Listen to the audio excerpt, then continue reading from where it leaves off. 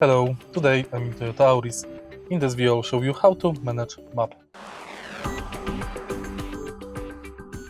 In the beginning take a look at the screen display and next go to map.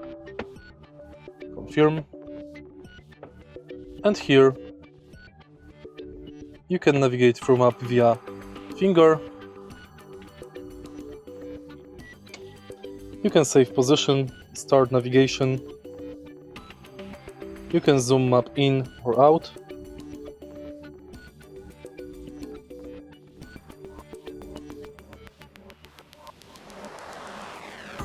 Change map orientation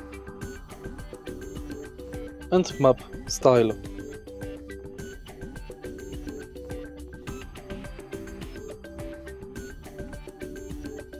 Next you can go to My Destination, enter destination, check traffic messages and route options. If you find this video helpful, please leave like, comment and subscribe.